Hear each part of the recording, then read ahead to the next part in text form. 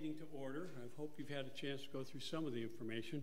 I know there's a lot there and it's a short amount of time, but we'll go ahead and call the meeting to order and I'll turn it over to Pastor. We'll open this meeting with the litany on the inside of the front cover of the annual report, starting with "Today our congregation gathers." Your part is in bold. Today our congregation gathers in prayer and hope to begin another year of ministry. We bring with us the memory of a year like no other, even as we move into a future that we cannot yet imagine. Yet even now, as in every age, God is our refuge and strength, in times of plenty and want, in times of conflict and peace, in times of growing and pruning. We remember God has called us for such a time as this. We remember the past year with lament and gratitude. We have lost so much, and so much still feels uncertain. We have also witnessed God's hand at work in new and unexpected ways. We delight at hidden seeds bearing surprising and wonderful fruit. When our own resources fail, when we cannot predict the future, when we must rely on God alone, we remember God has called us for such a time as this. We celebrate this moment and the many ways God has held us together as a community. We give thanks for the gift of our church building and the welcome it provides, even as we bless God for the marvel of technology and the new bonds of connection it makes possible. When our bodies need sanctuary, when our minds need expanding, when your grace must transcend our limitations, we remember God has called us for such a time as this. We look ahead to the road we will travel together this year. We anticipate and receive with joy the new gifts God's love has planned. We pray for the grace to let go of what has served its holy purpose. When we are trailblazers or followers, when we are seekers or visionaries, when we must walk by faith and not by sight, we remember God has called us for such a time as this. And so we pray, grace our meeting, O God, with the gift of your Holy Spirit, the Spirit who has guided the church from the beginning, the Spirit of our risen Lord Jesus, the Spirit who sends us as healers and restorers of your beloved world. You are the source of our life together. You are the rock and cornerstone. You have called us for such a time as this. O God, you have called your servants to ventures of which we cannot see the ending, by paths as yet untrodden, through perils unknown. Give us faith to go out with good courage, not knowing where we go, but only that your hand is leading us and your love supporting us. Through Jesus Christ our Lord. Amen.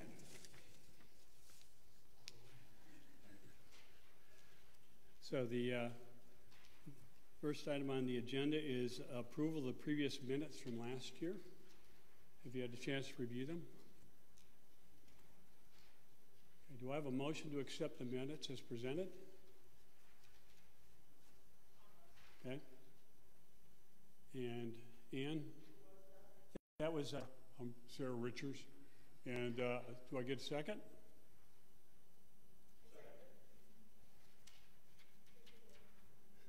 Tell her.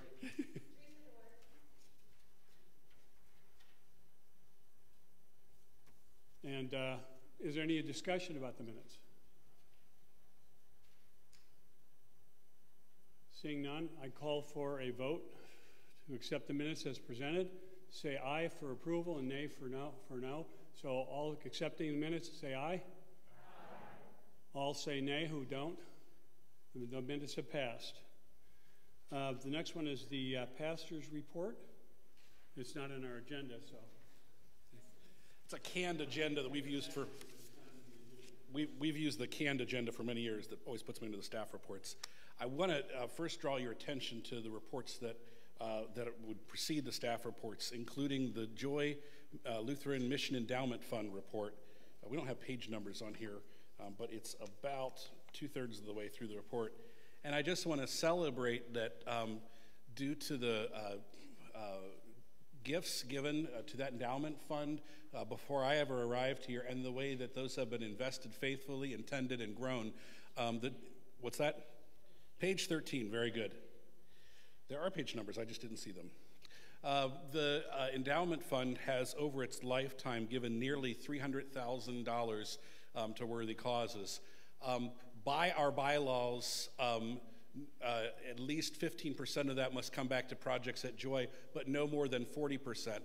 And I can tell you, having sat through these meetings for 5 years now, that it's about 25% to Joy, projects at Joy, local organizations, Synod ministries, and ministries of the ELCA churchwide organization. And it's usually pretty evenly distributed.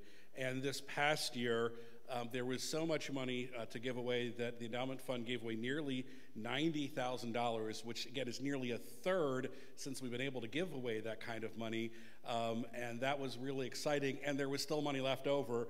The Endowment Fund sort of ran out of causes to give it to. I sometimes get asked, this money cannot be used for everyday expenses around here. Now, if you dig into our bylaws, at last resort, we could call multiple meetings like this one to say, this is an emergency, we need to use some of that money. But on an ordinary, everyday basis, we don't touch that. The other thing that I want to say, the other main thing I want to say to you is thank you. We've been doing this together now for 5 years. I counted it up. Some of you are sick of me already, I get it. Some of you are still just getting to know me and my family. We came here with 2 kids, and we have 2 more. Some of you haven't met them because they've been stuck in the nursery for the last 2 years. Whenever they come out of the nursery, you're going to meet some 3-year-olds when you thought we had newborns. We're very grateful for the ways that you have supported our family here. We're grateful for the ways that you have been open to us in our ministry. We understood our purpose when we came here from a mission congregation, which I am glad to report is now a congregation of the Virginia Synod, which we weren't sure was going to happen. That was sort of left uncertain as we came here. They are now a fully chartered member of the Virginia Synod, and we're grateful for that. We understood that having come here from that kind of ministry, we were here to turn this ministry inside out, to turn us loose, to make new connections in the community and in our neighborhoods. And honestly, that work has just begun. I don't want to get too boastful about that because of what Paul just said in 1 Corinthians, but I'm very grateful for our partnerships with Family Promise, which has changed over the course of the pandemic. Our partnership with Jenks East Elementary School, where 2 of my kids go now, and that partnership has also changed over the course of the pandemic, and so forth and so on. We continue to collect for other organizations and ministries, including Operation Hope Prison Ministry, for the Jenks Food Bank, and for others. But I want to point out that our endowment fund has become our primary vehicle for generosity, especially to organizations. So take note of those organizations that we have supported. We can support any organization that you ask for on their behalf. But we wait for organizations or people to ask on their behalf before we distribute money that way. I'm grateful for our time here. We want to stay here forever. Now that would put us way ahead of all the other pastors who've ever served here. Most pastors have served here longer than 5 years, but not a lot longer. We hope to stay here a lot longer than that. I hope to become your longest tenured pastor. As fall approached, it became clear that over the course of my 5 years here, we have been able to put off hard decisions, particularly hard financial decisions. And I take no pleasure in bringing this up. But we've been able to avoid those hard decisions because people have been so generous in the past that they left us huge gifts of money and said, use it to do ministry. And for 5+ years, we have been. But I went to council in October and said, we've got some hard choices facing us, and they're going to be no fun, and I'm going to want to stay out of it, but I'm here with you as we're going to struggle through this together. It took council a few months, so we have put together a budget as though we were going to do business the way we've been doing it for the last 5 years, but there are also going to be proposals on the table that are no fun. I abstained at council from voting on any of them because I hate them all. But I think that this congregation, because we are in this together, the congregation needs to take this moment, 5 years in my being here, to say, which way are we going to go? Are we going to continue to pass deficit budgets on faith that God will provide? And to this point, God always has, but God has been providing in part out of our past. We're still going to be taking a faithful step no matter what we decide, but are we going to affirm some difficult proposals, not recommendations, because council can't even bear to recommend these things, but are we going to take up these proposals? There will be more about that when we come to our budget. But above all, I want to thank all of our staff who have been serving us faithfully through a pandemic. And Sarah has been in the office every week since all of this started at some point. Early in the pandemic, we avoided each other. That didn't last long. but each of them have been bringing their gifts as we have been able to use them. And I insisted very early on that we support all of our staff at the level we had been supporting them, and that we worked on getting them raises last year, and that was our way of saying thank you. Many of you gave staff gifts at the end of the year. Unfortunately, we don't do a good job of telling the staff. It just sort of shows up in our paychecks. But I want to say thank you at this time for those staff gifts. And all of that said, we trust in what God provides us. Whatever steps we take in this meeting, we will step forward together in faith and trusting that God will continue to provide for us as God has provided for us so abundantly in the past, and that we are called still together into a future, as our litany at the opening said, into a future we don't yet know or understand, but we're looking forward to doing it together. Thank you, Pastor. So, Pastor's report is in the booklet. I'll call for a motion to accept his report as presented. Do I have a motion? Okay, I have Eleanor in the back. Do I have a second? Thank you. Ione. I'm going to wait for Ann. Thank you, Ann. So, any discussion on Pastor's report? Seeing none, I'll call for a vote. All those in favor of accepting Pastor's report as presented, say aye. Aye. All opposed, say nay. Okay, that carries. The next one is the President's report. And I'll keep my comments brief. Basically, I want to acknowledge some things that we've accomplished this last year. We do have a new camera system, and one that hopefully will carry us along to the future. Rather than using computers here and having Pastor and Jenny in charge of it, now we got Paul in charge of it. Thank you, Paul. He's done a great job. So we've got a camera there and a camera up here. By the way, we made sure that there are certain areas of the sanctuary that are never seen on the camera for people that are camera shy or simply don't want people on the internet to know where they're at. And that would be that far section right from this camera right through there. So if you're from that side on, you'll never be on the camera, including that camera up there that faces into the front. But you're generally always captured on this side. The other one we did was an air conditioning system. We replaced the one in the nursery early in the year, and the second one for the sanctuary on that side is being replaced and should be operational next week. We've added gas to the building now for the first time. So there was no natural gas hookup when we built this building 28 years ago now. And now we've got gas, and that should reduce our costs for our HVAC systems and our water heater. But gas will not be hooked up to any of those units until they're replaced. So that's the first replaced unit. But unfortunately, the nursery air conditioner went in before we got gas hooked up. So that's still an electric unit. The other things that we accomplished was that we contributed almost 90% of what we planned on giving, even though it was COVID.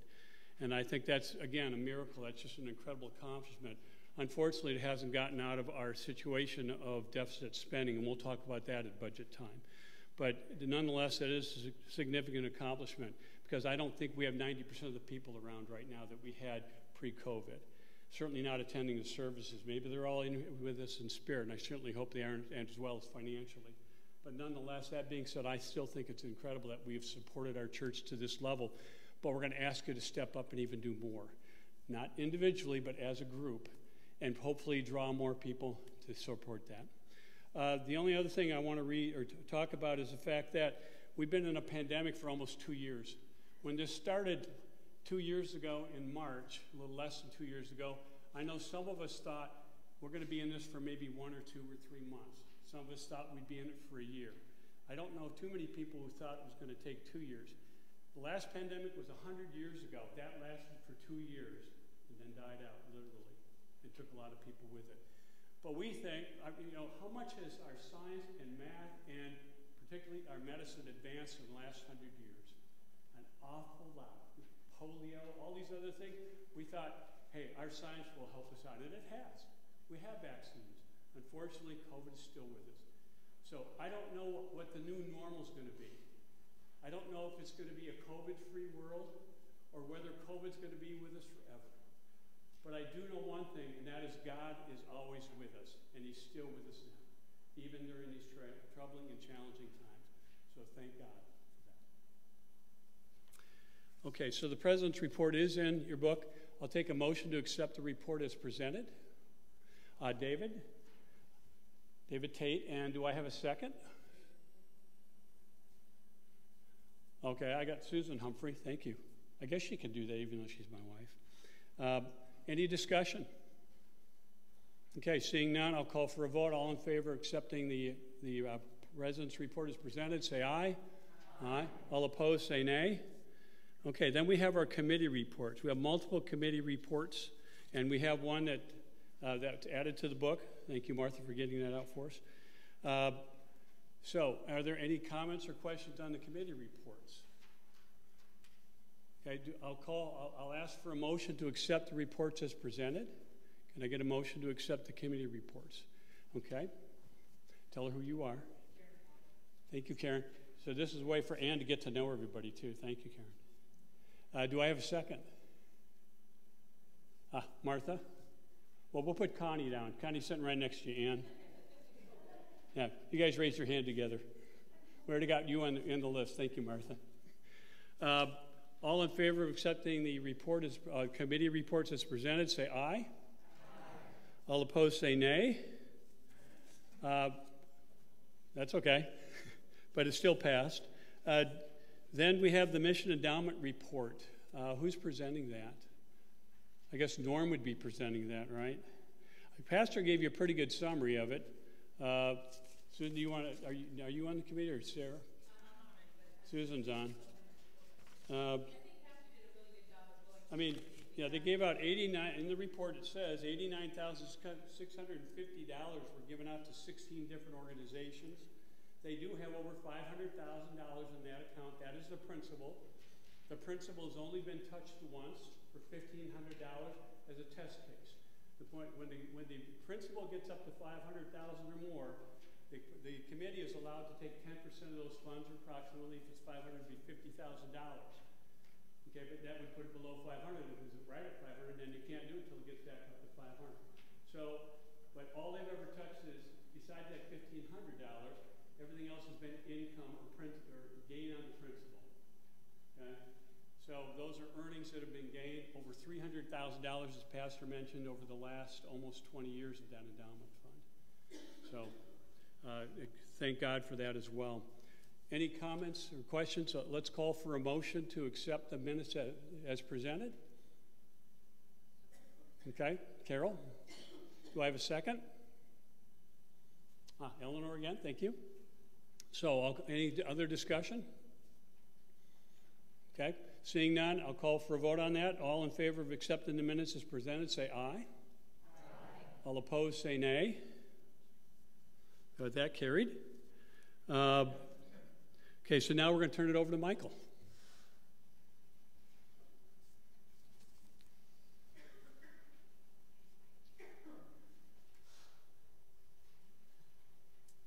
Morning, everyone. So, technical question, I guess. Can I stand here so I can see what I'm talking about? Okay. And that's being recorded, and that picks it up. All right, thank you. Thank you. All right. So, next slide, please. I can't see. So this is the bank balances that we had. Yeah, I'll read off this.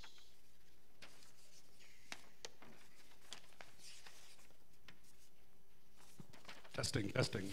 All right. This won't be as good as the podium, so you need to hold it up close to your mouth. Thank you, sir.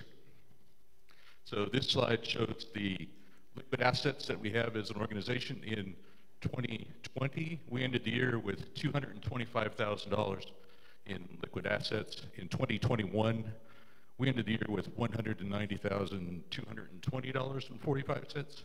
And so during the year, we reduced our assets by $34,843, and we used that to contribute to the operating expenses of the church. That's where that money went. So next slide, please. So this is the results of 2021, plan versus actual. In 2021, we planned to have giving of a little over $235,000 and expenses a little over $275,000. So we planned on a $39,900 deficit. during 2021. What we actually achieved was a $207,000 in giving, which is $28,600 less than what we planned.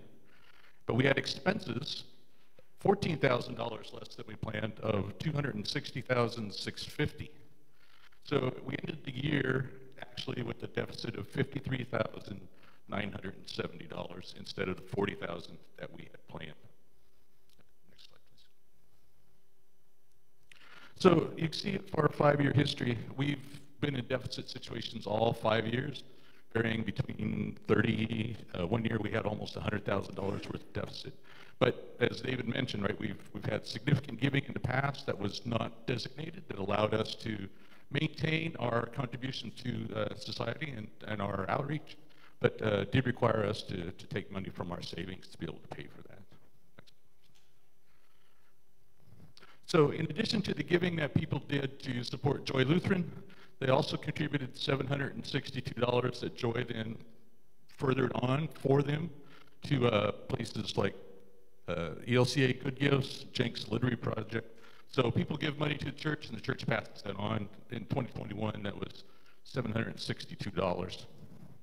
And then additionally, there was $10,900 that went to the Joy Grows Here Fund, to the capital campaign.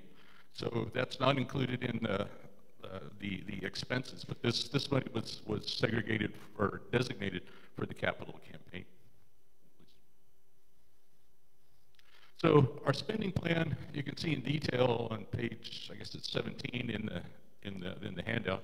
But we always talk about the spending plan, but we never explain what led us to the spending plan that we have. So right now we're going to talk about the assumptions that we made when we created the spending plan.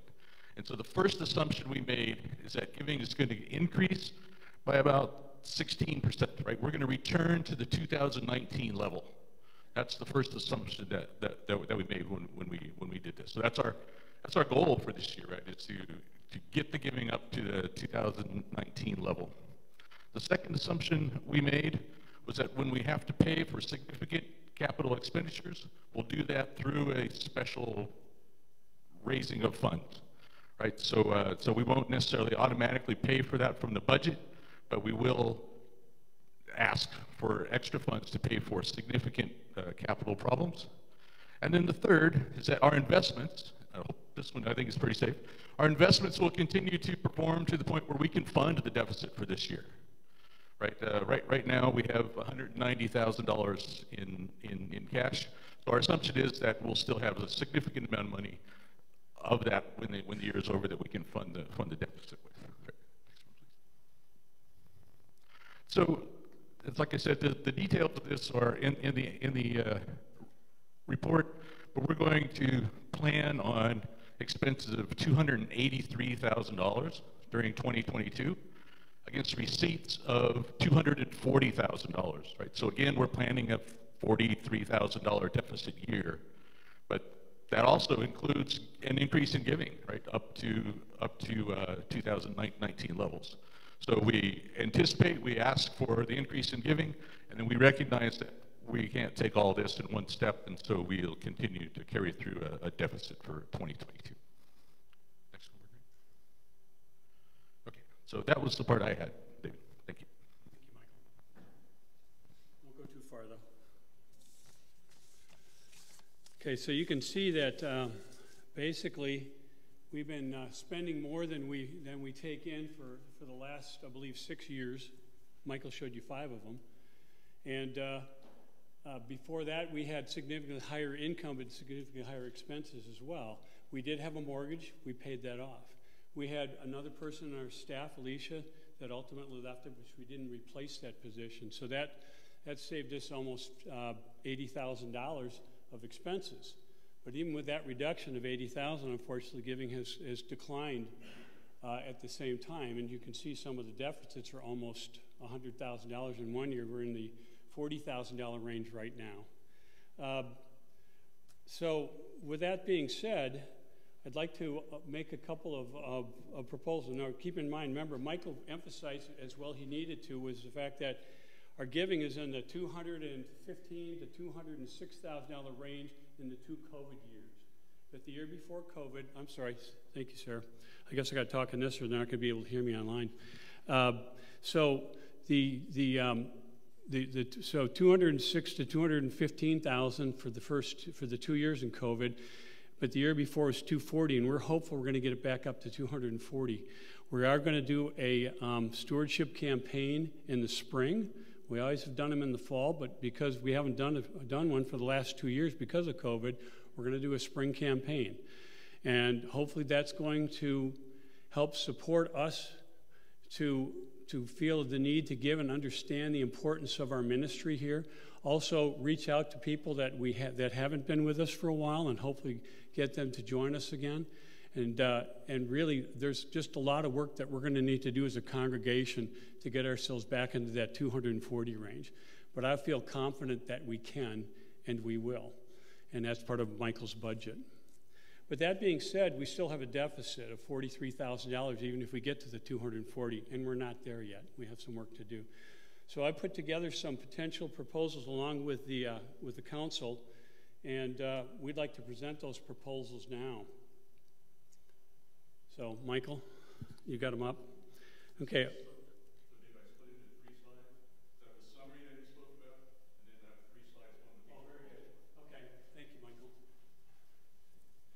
Okay, so I'm going to go ahead and read this because it's important that we understand and are all on the same page. For the last 6 years, Joy Lutheran has spent, which are our expenses, more than we have received in contributions, which is our income, deficit spending of between $20,000 and $97,000 per year. We've been able to do this because we had extra money in the bank because of years of excess income versus expenses and estate gifts. Unfortunately, we have now exceeded the amount of extra money we had in the bank and are now spending designated funds, money designated for specific purposes by the giver, such as our youth group for triennial conventions. We're also just plain running out of money. You have seen our new budget that shows we will spend more than we take in. The following are 3 proposals to try to close the deficit in our current budget. Number 1. Proposal 1, cut our benevolence to the Arkansas-Oklahoma Synod from 10% to 5% of our general fund income. Now, we've been providing that 10%, or as we like to refer to as tithing, our income, to the Synod for the last, most of, if not every year, for the last 27 years. So this is a significant shift for us as a congregation. Some of the congregations that I've talked to Bishop about this, he's aware of it. Some of the congregations give less than that. Many of them give even more than 10%. But we're in a financial situation. He understands it as well, that we've got to do what we need to do as a congregation to try to balance our budget, as well as getting our giving up. So this will ultimately save us $11,250 from our budget. The second proposal is to freeze our staff expense in items for 2021 levels. This will cut $10,198 from the budget, as staff expenses are about 65% of our budget expenses. And that's for all of our staff. That's Sarah, that's Pastor, that's Jenny, and that's Alice. Okay, and but a side note is the consumer price index is up 7% and the cost of living has gone up 5.9%. So a freeze will cost our staff money out of their pockets. So, I mean, that is a fact. So that's what we're voting on, is to freeze. We're going to take a vote on these later. Okay. Are there any comments or discussions on the first 2? Yes, please, Kathy.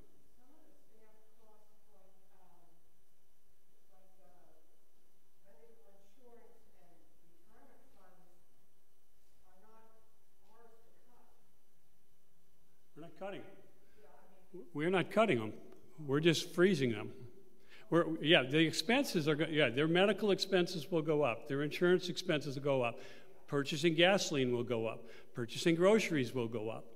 You know, that's that 5.9 and 7% numbers I'm reporting. So expenses are going to continue to go up. We've had a number of years of very low inflation, but within the last year we've had an increase in inflation. The increases were between 5 and 8.2% for the staff. That was recommended by the bishop, for the pastor and Jenny, and for the rest of the staff. and that's what we're suggesting we're going to freeze. That's where that $10,000 comes from. It would have added $10,000 to our budget, and it's in our budget right now. And we'll save $10,000 by freezing those salaries. Okay? Yes, please, Jan. But it's my understanding that for the pastor and Sister Jenny, the cost that comes from the ELCA goes up every year, whether they get an increase or not. And so I think in this situation, if they don't get a raise, they still end up with less money than last year because of that higher cost. Well, what I'll tell you is everybody will end up with less money than last year because expenses are all up. That's why they were going to get those raises. Now, these were not merit raises, okay? These were raises that adjusted for inflation or made adjustment for Pastor and Jenny for their years of experience, okay? So we're not giving them extra raises because we think they did such a great job, even though we may think that. These are basic raises that they were justified. So I'm suggesting, yes, we're taking money out of their pockets by not giving them the raises, okay? We're taking money out of the bishop's pocket by not giving him the benevolence that he's received in the past. Not him personally, but he and his staff and his organization. That's where that benevolence goes to. These are not easy decisions. These are not decisions based on Pastor's mention today of love, but they're not lacking in love either. Okay? You have to decide whether they're necessary or not. We've been spending more money than we've been bringing in for the last 6 years. We're budgeted to do it for a 7th year. Okay? And we're running out of money. So my question is, do we know at this point how much less money, if Pastor gets no increase, how much less money he gets before any of the expenses the rest of us are getting incurring on an increase? Do we know what that dollar is that's coming from the ELCA? Yep. I don't know what that is. Do you know what it is? Percentage is about the same as the cost of living. My health insurance is to go up about 8% this year. That covers my whole family. And I am the only person on staff who directly receives health coverage. Everyone else on the staff has to buy their own. Sister Jenny and my family receive the coverage through me. But are their expenses going to go up? Of course they are. Are your expenses going to go up? Of course they are. Are you going to pay more for gas and for medical procedures and all the other things that you have to purchase? Absolutely will. Will food cost more? Yes, it will. I got a Social Security increase. You did? Yep, you did.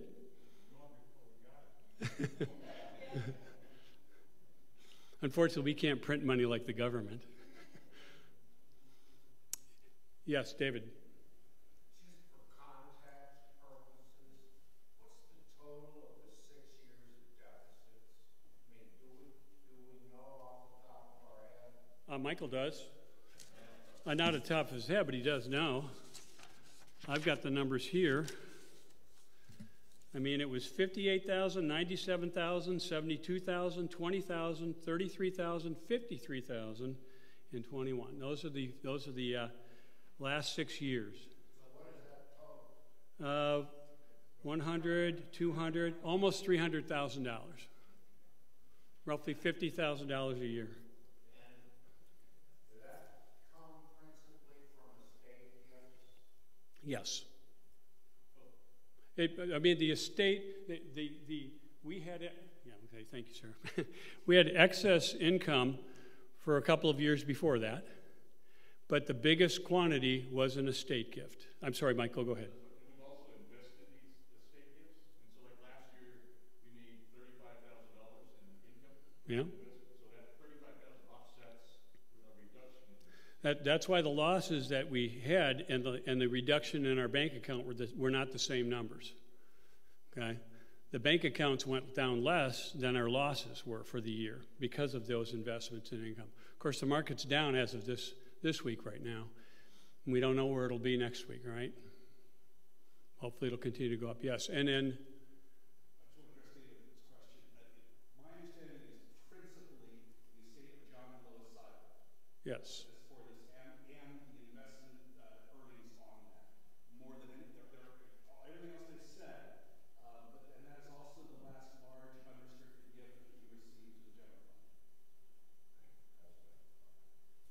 Jamie, did you have another question?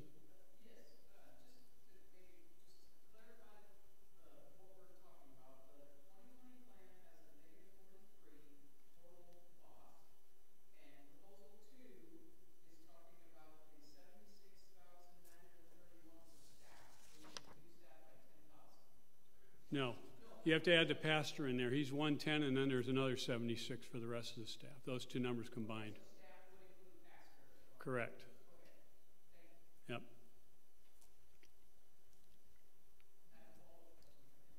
Oh, please. Oh, please. Can you go back, Michael? Now, benevolence is a 5 or 10% of our general fund giving. So if we hit our 240, 15 of that Michael had in his numbers is from the Joy Grows Here fund, which means the general fund is 225. And that's why the giving is $22,500, or 10% of that in the budget. And that's why we would say of 11, half of that, or 11,250. So if giving goes up, if we bring in $300,000, then that would have been 30,000, and it'll go up to 15 if it's half, if you approve that. So, and if we only bring in 200,000, then that number would be 20, or half would be 10. So I can only tell you what we're reducing the budget amount by, because you have a budget in front of you, and that's the number I'm giving you. I can't tell what it'll ultimately be for the year. I can just tell you how it'll adjust your budget numbers, and that's why it's stated the way it is. Any other comments on those two? Okay, well then we have a third proposal. Okay, cut the current salary of the organist in half, okay? So that will cut $16,600 from our budget. Now, I'd like to read that Dr. Alice is a friend to many of us, including myself. At least I'd like to think I'm a friend of hers. I don't know if she thinks I am right now, as is Paul. And they're members of our Joy family. They're members of this church. And that's very important and dear to all of us. Her organ and piano playing is a special gift to us, and she is one of the best organists in the state, at least in our humble opinion. Organ playing is a special talent. Organists receive between $39 and $56 per hour for their talent. Okay? At the current rate, our organist receives $691 per week, which is based on 48 weeks a year, because she has 4 weeks of vacation. So that's simply taking her 33.2 and dividing it by 48. That comes out to $691 per week. The proposal will be to pay her $345 per week, or half that amount. Okay. All of these three proposals will cut a total of $38,048 out of our budget. It still will not get us to break even, but it'll get us a lot closer. As Pastor said during his presentation, these are not easy decisions. These are hard decisions, ones that we've avoided for the last 6 years, okay? So Martha had some feedback, and I appreciate some of her comments. She says, don't we still believe in God? And the answer, we absolutely do believe in God, to the point where we believe the giving is going to go up to $240,000 from $206,000. And God will help us with that. But we're also called to be good stewards of God's gifts. And spending on a deficit spending is not being a particularly good steward. But it doesn't make us bad either. We had the money, we used it, we spent it. We still have money in the bank. We're not going bankrupt as a congregation. But we will if we continue to deficit spend and ignore the situation in front of us. These are not easy propositions that are in front of you. Okay? And they're not recommendations. I asked for the council for approval to present these, and they gave me the approval to present them. But the council did not approve these or recommend them. They just approved the presentation. It's going to be on you to vote on your budget, whether you want these in your budget or whether you don't want these in your budget. Yes, Brenda. Can there be a mixed choice of the two proposals? It can be any one of the three. You can vote for. Can there also be an addendum, like if a certain proposal is agreed upon with a review of it in 6 months as we see God's grace increase? Okay, well, first of all, let me point out, you are voting on a budget right now. You're not voting on what what we're going to ultimately actually do, although the council will certainly follow the congregation's request on their budget adjustments. But the council has the approval to, or has the authority to adjust these over time as they see fit. Yes, these can be changed. Your budget will be your budget today when you vote on it, and that will be your budget for the whole year. But the council has the ability to make changes to whatever you recommend here as time goes on. But only within 5%. If we're suddenly flush in June, we can come back to you for a revised budget. We're not actually setting anyone's pay here. What we're setting is a cap on what council can do. And council cannot spend, according to our constitution, over 5% without coming back to the congregation. By which everyone understands. And right now we still don't have the budget on the floor. These would be amendments. So someone would need to move to put the budget on the floor after the presentation, and then someone would need to make an amendment using any combination of these proposals, and from there they could be further amended. Yes, Bill? You make the other slide, Mike. You said the organist's average per hour is $39.56. What is Alice's? I'm sorry? Okay, what did you just say? What are we paying Alice? We're paying her $33,200. I can't tell you what her hourly rate is. I can only tell you her weekly rate. Okay, now that includes her playing here, which is one service instead of two. So the product of all of her efforts is 1 hour playing on Sunday. Okay, that's at $690. Sorry. The second, but she practices. That's included. She attends meetings. She attends the music and worship committee meetings. She pulls out music and reviews it. She does a number of other things. She's not leading the choirs right now either.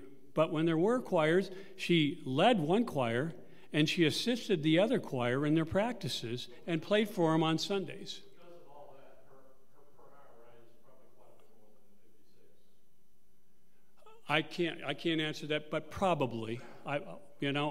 Alice can tell us, but I'm not going to ask her to tell me how many hours she works on a weekly basis. I can just tell you what her weekly pay comes out to be mathematically. That's all.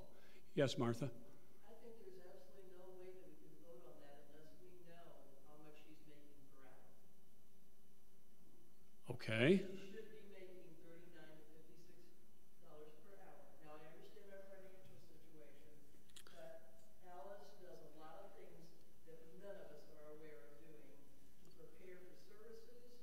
She's trying to get the choir back together again. The only reason we don't have 2 services now is because we have 15 people at each service, or even less than that. So that has nothing to do with her.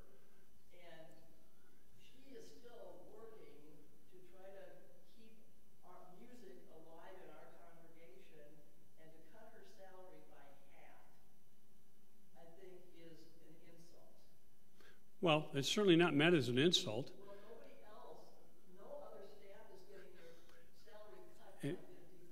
Well, actually, nobody on the staff is getting their salary cut at all. They're being frozen. But I have a secretary who's paid by the hour, and she's making $16 an hour now, Michael? Okay, I'm not going to cut hers in half and pay her $8, okay? What happens if Alice Okay, finds someplace else that'll pay her more and we lose her, and then we have no music in our congregation at all?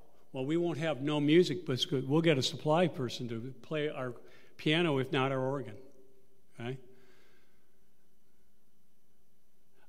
But one, it's not meant, nor is it intended, nor do I believe it's an insult to Alice. This is not a personal front on Alice at all.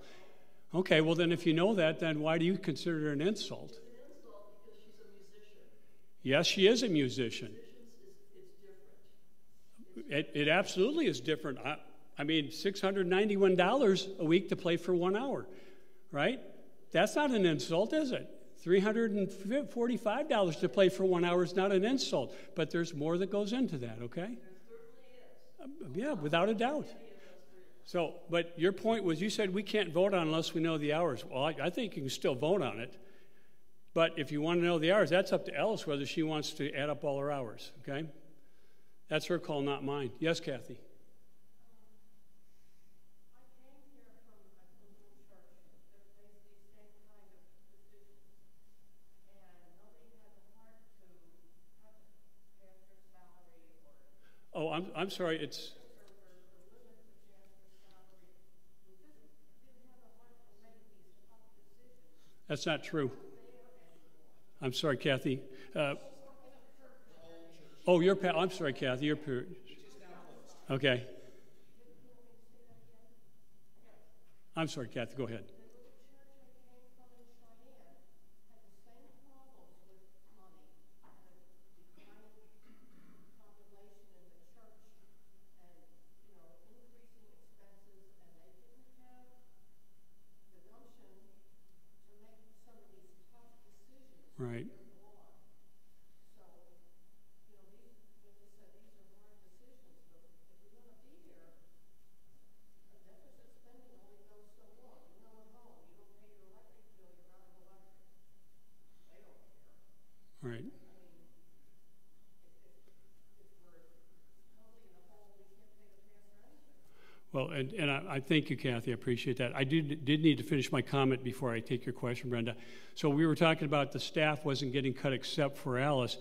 I'm not going to cut the secretaries because of that, and I can't cut the pastor, Jenny, because they're a called position. We can cut their salary with their agreement through a negotiation if that's our next step, but I cannot do it unilaterally, nor can the congregation do it on their own.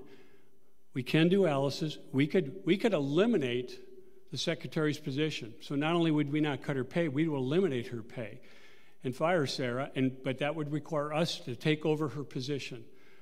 We can fire the guy who's mowing our lawn. I believe we pay over $4,000 for that, but that would take somebody here to volunteer to take over those positions. The only three proposals I could bring forward unilaterally in front of the congregation was the three that are in front of you. I can't cut the pastor's salary without a negotiation. I'm not going to cut the secretary who's on an hourly basis, and I'm looking at Alice where she's paid to do choirs, which she's not doing, paid to do two services, and she's doing one. That was the justification to cut it in half. I don't know her hours, how many she's putting in a week, but she's doing less than she was doing before COVID, and that is a fact. I don't know, Martha. I can't answer that question. I don't know. Okay? First we had Ann and then David. Ann? We don't have to do 50%. You don't have to do anything. You, We don't obviously gonna think that's an agreeable thing, and so, but 50% maybe is too big a step, but somebody could recommend something.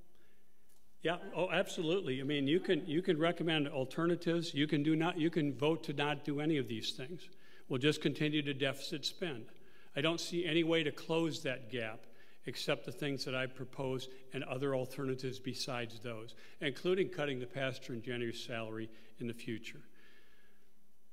But we've never faced these hard decisions, and they're in front of you, folks. They're now here. They're staring you in the face. These are not fun things. This is not an enjoyable conversation for me, and I know it's not one for you, but it is a necessary one to have. Okay, now hold on. I had Dave raise his hand before. Will you raise your hand right when Ann did? Okay, go ahead, Brenda.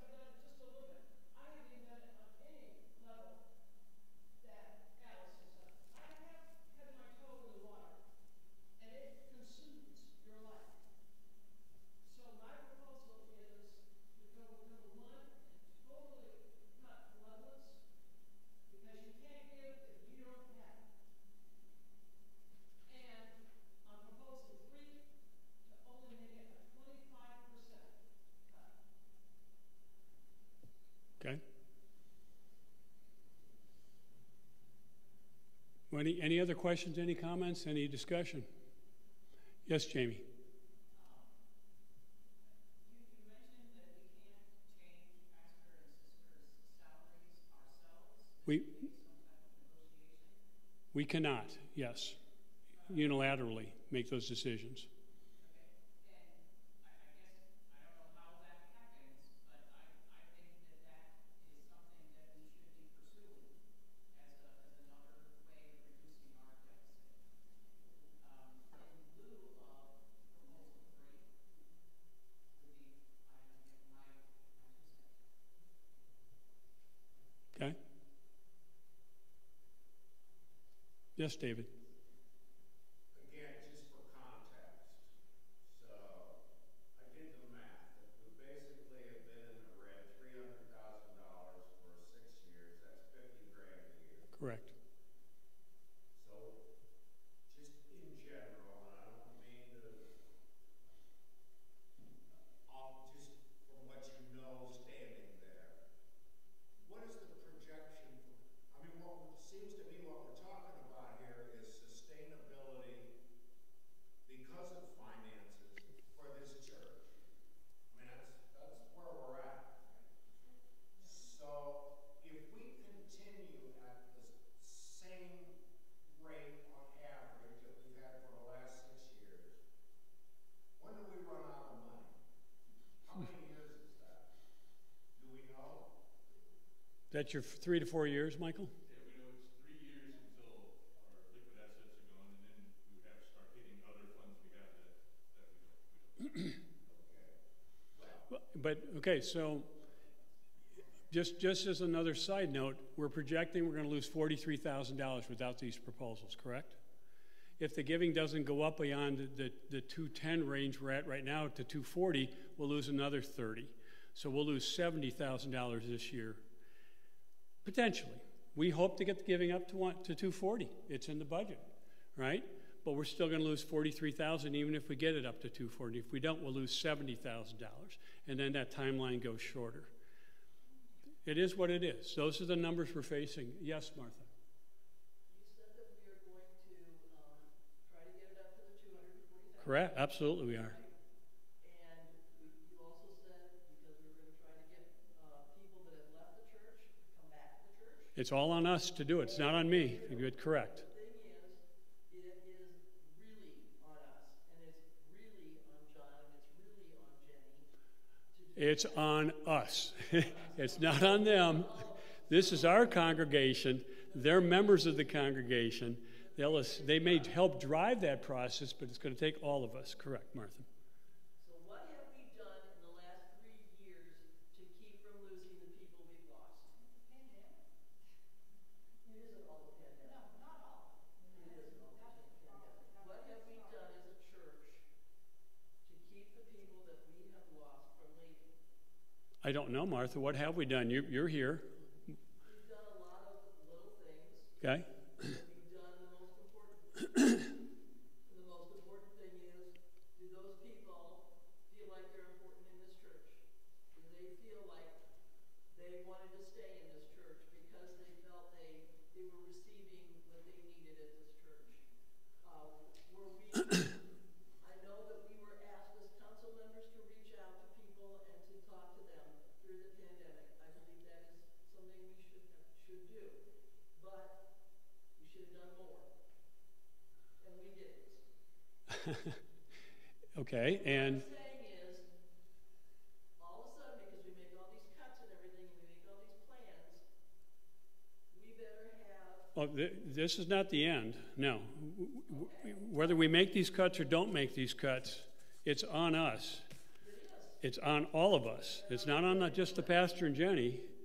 It's on all of us to get this. We will not get to 240 without significant effort. Okay? And by the way, we were at 210, 206. That was the giving for the year, last year. Okay? But it tapered off at the end. So it was even worse. The current position is worse than the average position for the year. So we have a big challenge in front of us, a big one. Yes, Bill?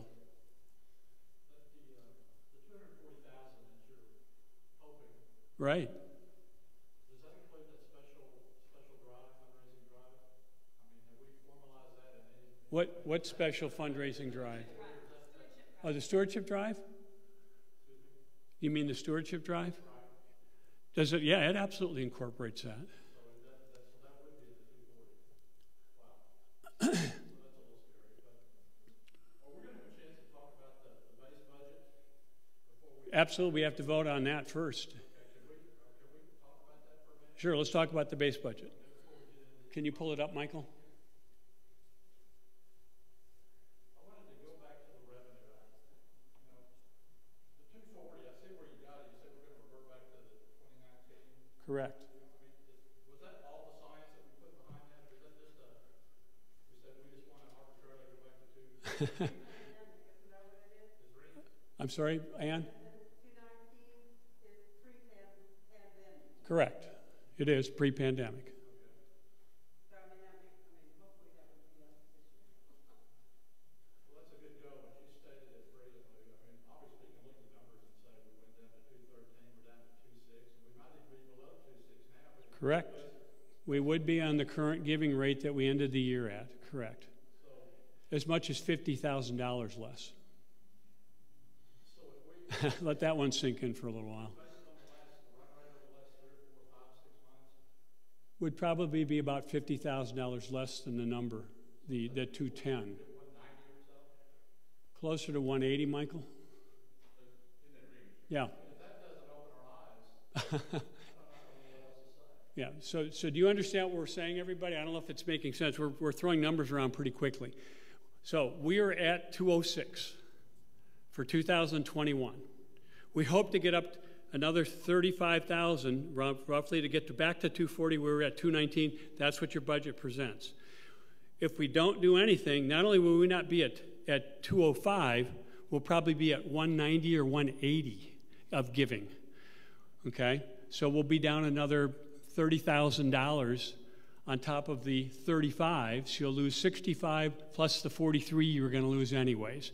And that was the initial budget that Michael put together for us, because he's a pretty smart guy and he's going to look at the trends and he said the trends were down. And I said, I'm not going to present a budget to the congregation that shows we're going to lose $100,000, because if I saw that, I'd go, crap, we're dead. We're out of here. We're not dead. We're going to get to 240, but we're going to get to 240.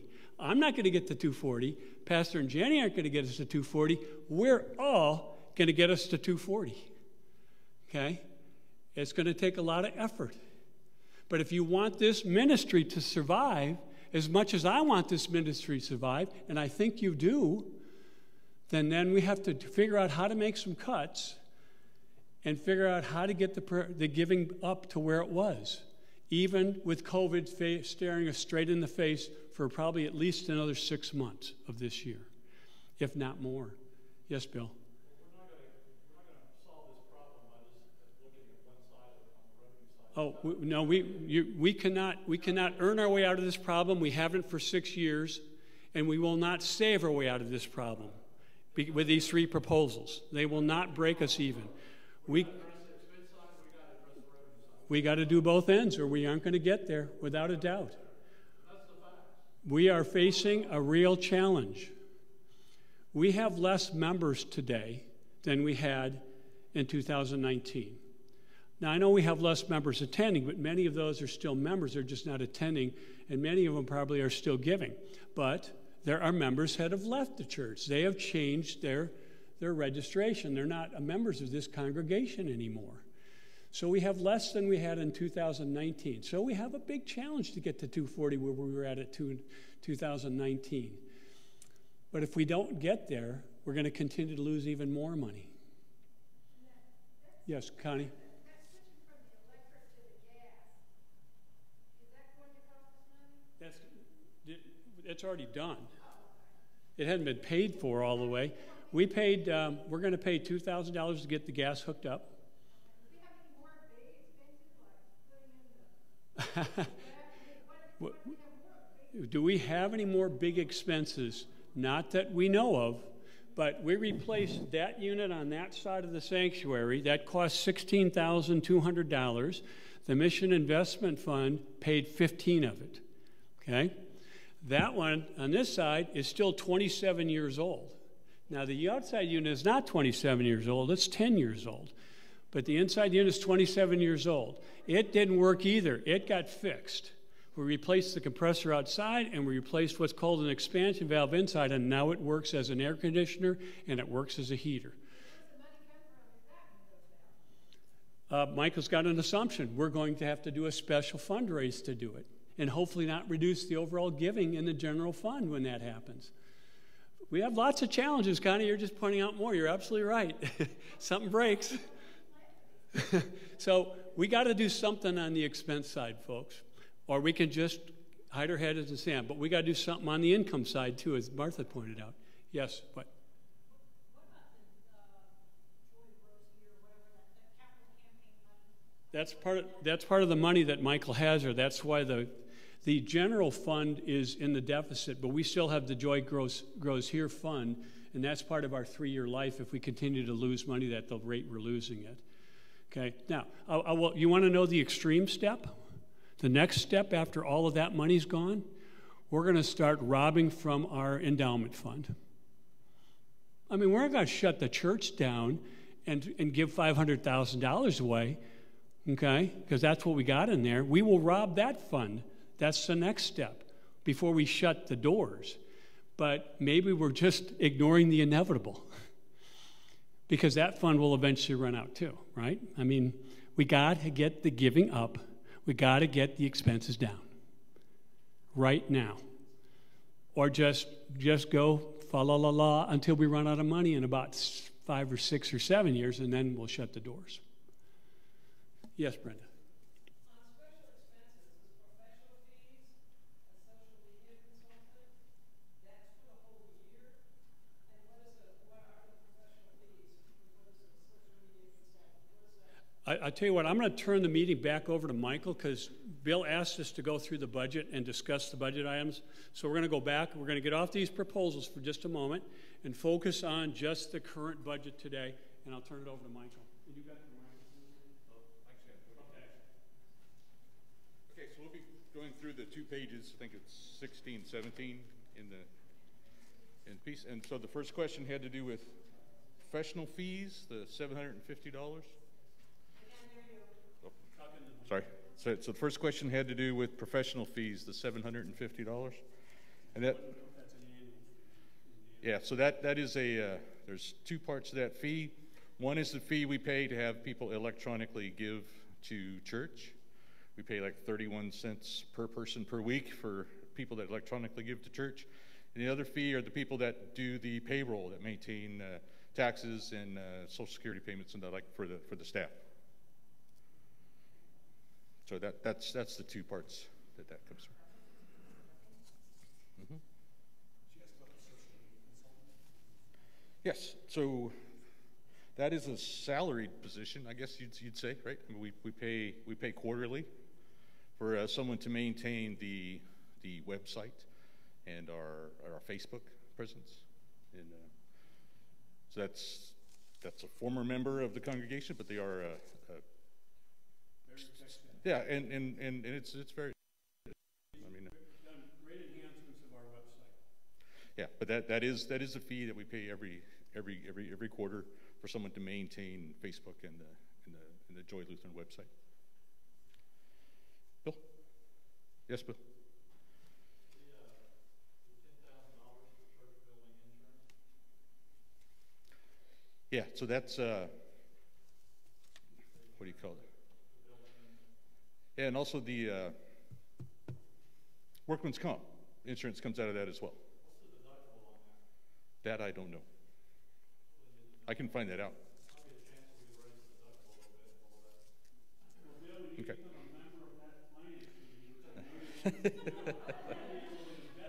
that. That's right. But you're right, we need to look at everything on this budget. That's what I was going to ask you, Mike. Have you gone through this and just scrubbed it? Absolutely not. And scrubbed it? Well, No, these guys have. yeah.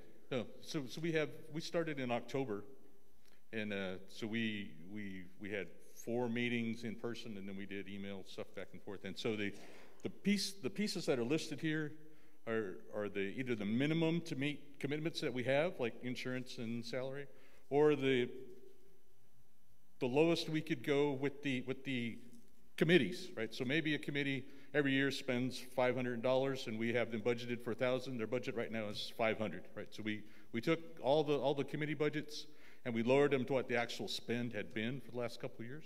So it's not as optimistic as our other budgets have been in the past. Right? So I'm sure there are changes we could make to our commitments, like the deductible on the insurance, but we didn't investigate it that far. The 18,000 for the property committee, I guess, does that include mowing? No, mowing is a separate line item. Yeah. It used to be included. Brad asked for a couple years ago, said, I bet we can do the lawn cheaper. And he went out and he got the bids and he found someone who would do it much cheaper than what we were paying young adult member congregation to do it. But that's what it takes to lower these expenses, is for someone to join the finance committee and say, I bet I can do better. We can shop around. The last time someone, for example, looked at our insurance was Bob Mooney. And Bob Mooney looked at our insurance. He said, y'all need more insurance, not less. Yeah. I'm not crazy. That's what's needed. That we can't do that. But I want to commend the work of the finance team for having gone over this year after year. Every year we find something new to cut. This has been cut as far as this finance team is concerned. Okay, well, thank you. So the 18,000 represents the run rate over the last 3 or 4 years for that committee. I don't know. I can itemize it, I guess, but I haven't done that yet. That represents what they have spent annually over the last 3 or 4 years. So we anticipated the maintenance on the building would continue to be about the same as it had been before. Sir. So did we answer the question what the $18,000 for property covers? No, I can itemize that, but I do not have that information right now. What is it? Oh, it's patches to the roof. Like Reverend had a leak over his office. That was what, $2,500 we spent for that. Okay, so it's building in property. Yes. Okay. Yes. Mostly building, not property. The lawn is the property. Yeah. Well, The ground. right. Yeah. But it would be trees, flowers, I guess, would be included in that. Yes. Yes. Someone on Facebook wants to know what the committees are spending $27,000 on. Oh. Not we get the answer to that. No, that's fine. Well, Yeah. So if we take out the property committee, so the property committee, that's for the building and maintenance. property and lawn are combined. Right. Yeah. So. Like $3,000 among all the communities. Yeah, so if we take out the property and we take out the lawn care, that gives us, what's that, Approximately 3,000. 23, yeah, $3,000. So we spend $1,500 on music. We have $1,200 for Sunday school or other education needs. And then the rest are just minimum $500 for the committee to be able to do things, right? I mean, you really can't have a committee without something to support the work they do. But those are minimum numbers there. And those are finance committees got zero. I buy the pie, right? So that's another thing. If you come to the finance committee, we have pie every meeting. So. Now, there's no reason to nickel and dime those committees. I think the only two that you really need to think about are the property and lawn care. Okay. When you solve those, then the rest of the committees. Yeah. All right. So if you're interested, I can work with Bob and we can itemize that 18,000 into some categories if you like. Okay. That's a good idea. Mm-hmm. Other comments or questions? I was just thinking with the roof being repaired and the air units being replaced recently, there shouldn't, knock on wood, be anything big that we should have. The building was going up. Yep. Well, yeah, and so, right, that's something that we didn't mention. We have the solar panels on the roof, and they are reducing our electric costs, right? We get a report each month on the work that the solar panels are doing. So So there are things we've done to lower our costs. Some investments that we've made, right? We got grants to do the solar panels. So in the past, we have been able to take advantage of some of those things. And right now, we don't have any of those things visible on the horizon to make further improvements. Any other questions on the motion? No. Thank you. Okay, I'm gonna call for a vote on the budget as presented without any amendments, okay? That's the 240, that's the expenses of 283 with a loss of $43,000. Right. Okay, well, okay. Okay, you want to amend it after we've approved it? Can you do that? Oh, you want, okay, we'll do the amendments first. Okay, well then we'll put I'd like a motion to put the budget for review. Okay, can I have a motion to do that? Okay, I got Martha. Can I have a second? Okay, so now we've had a discussion on the budget. I guess now we're going to take these proposals. Thank you, Rich. I need somebody to keep guiding me. Maybe somebody just needs to stand here and hold me, okay? I don't like talking into microphones. I'm sorry,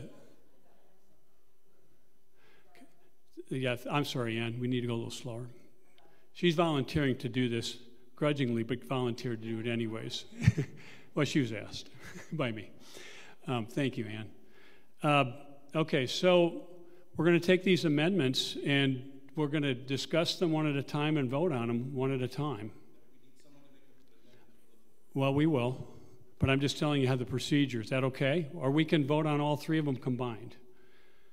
You want to take them one at a time? Okay, well then I need a motion to take the proposed amendment number 1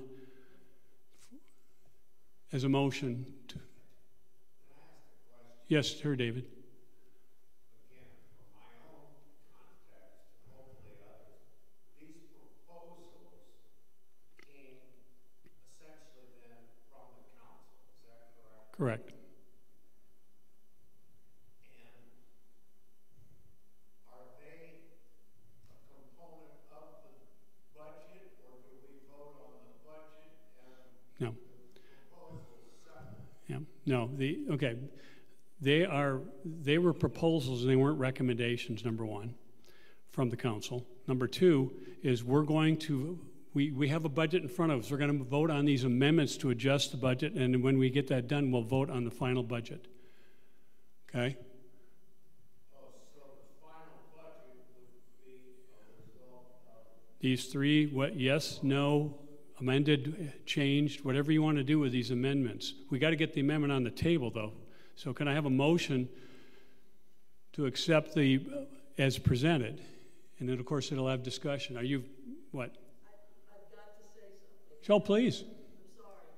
The $1,500 that is allotted for music, for worship and music, Alice pays for all the music herself, out of her own money.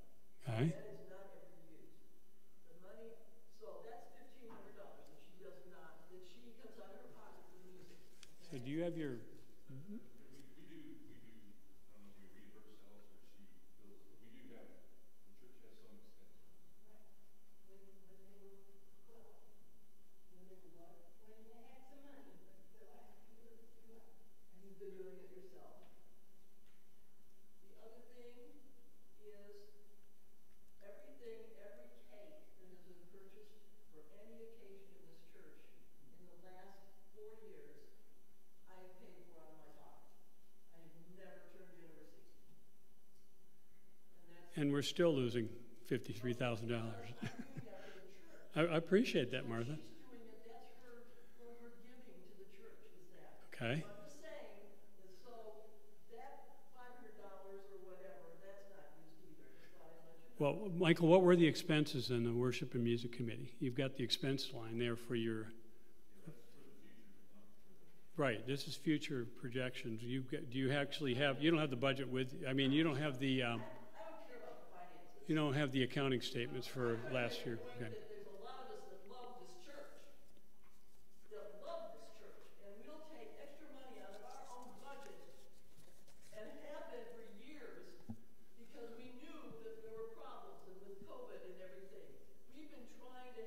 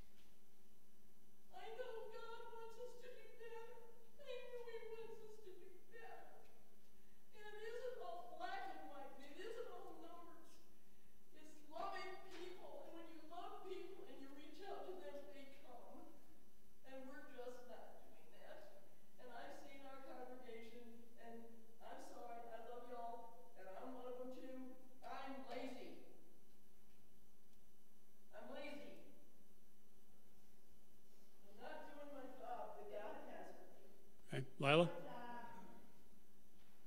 As many of you know, Carol included, there were approximately 32 of us who transferred here from Bethany Lutheran after it was closed due to very similar circumstances. Granted, we had an older congregation. They did not want to get involved with all of the things that it took to revive our congregation. I don't want to see that happen to this church. I drive over 25 miles each way to get here on Sundays and to get here for other meetings. What are we as a group going to do to help with the money situation? Are we going to get more people in? Are we going to work together? What are we going to do? But it's up to us. I don't want to see this church die. We had to sell our building at Bethany to a non-denominational church, and one of the first things they ever told me and others on the committee, get everything Lutheran out of this building. Everything. We don't want that to happen here. I'm sorry I'm raising my voice, but I feel this. We have to do something. We get off our ducks and get to work. Thank you, Lila. And thank you, Martha, in absence. I mean, the bottom line is, folks, every one of you are here because you love Christ and you love the Lutheran Church and you love joy. I know that. I've met all of you. Upon one occasion or another, I know every one of you are here for a reason. And that's because you've got the love of Jesus Christ in your heart, you love the Lutheran Church, and you love Joy Lutheran. Okay, this is your church. Okay, this is Christ's church, and it's your church. You own Joy Lutheran. You could worship anywhere else that you wanted to, and you worship here. This place is special to all of us. As I said before, and Bill said it and Michael said it, we cannot save our way out of this situation, nor can we earn our way out of this situation. We've got to cover both ends. We've got to cut our expenses, and we've got to increase the giving. And it's not just us. We've got to get more people in here, just like Martha said. That is true. Okay? Yes, Stephanie.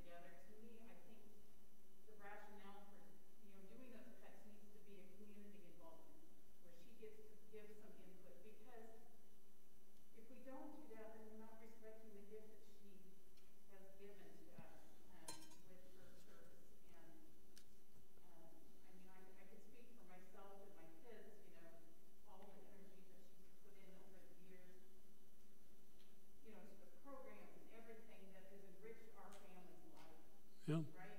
And that's a gift, and that's not easy to come by. I can tell you, in our community, getting an organist and a musician of her caliber is really, really hard. I mean, we have a gift there. Are we willing to lose that, right? And have we done a good joint effort of working with her and not just doing this, like here's the proposal and not talking through it with her, how we can work on this together to keep her here. Yeah, well, she submitted a counter proposal.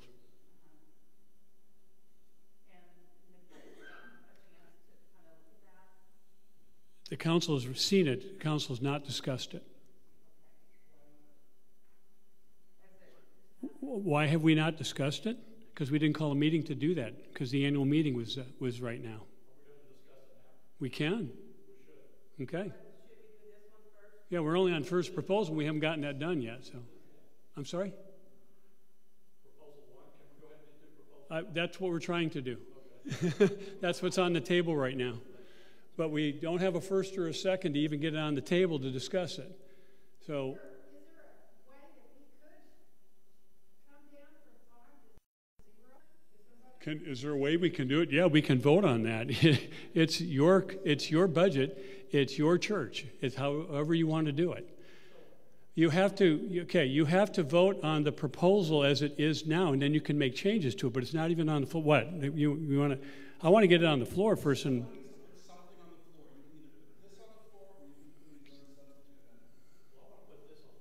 okay, let's put this on the floor and let's discuss it. So, do I have a first to accept the first proposal? If somebody can, okay. I got a first. That's Sarah Richards, and I've got Kathy Lokes as a second. Okay. Now, we're not going to vote on it. We're going to discuss it. So proposal 1 right now is to go from 10% to 5%. Okay? What other choices do you want to propose and discuss? You propose we go to 0. That is now a substitute amendment. Someone needs to move it, and someone needs to second it, and we vote on it after discussion. Well, I want to discuss this proposal first before we put it on the floor as a... Well, I know. But we've got a proposal, and I've gotten a counter now. I want to have some discussion around the first proposal, and that includes any changes you want to make to this first proposal. The proposal's on the table at 5%. It hasn't been voted on. It could go to 10, it could go to 5, go to 0, and go to 2.5, whatever you choose to amend it to, and we'll vote on which of the 2 you want, or 3 choices. So, Bill, what's up?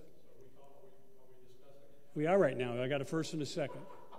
Yeah, we have a first and a second. We're now discussing this proposal, proposal number 1. I think it makes all the sense in the world to go lower than 10. That's a no-brainer. Okay. It's an absolute no-brainer.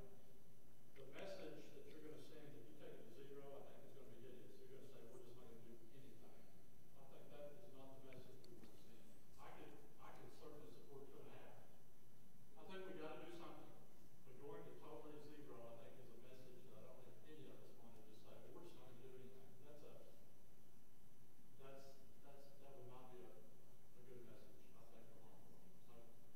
So I think we could go to 2.5. Yeah, if you go to 0, you're going to put half the burden of trying to balance the budget on the bishop and his staff. If you go to 0. Okay. Yes, Bernil. I wondered if we got into a desperate situation, could ELCA help us with a subsidy? Is that ever, no, churches just have to close, is that it? There is a process for redevelopment that is no longer being pursued because it didn't work. The ELCA tried for years to redevelop ministries. First Lutheran went through that, and they came out in the same place they had started, and that's the ELCA experience with trying to subsidize. As I understand it, one of the redevelopment processes was for you to sell the building, close the congregation, reform somewhere else, and try to start up all over again as a new congregation. That was part of the repurposing process, or whatever you want to call it. So what we're left with, if we don't get a subsidy from ELCA, Okay, so... the choices on 2.5% or whatever. Would we have to be in South Tulsa? We have to be here.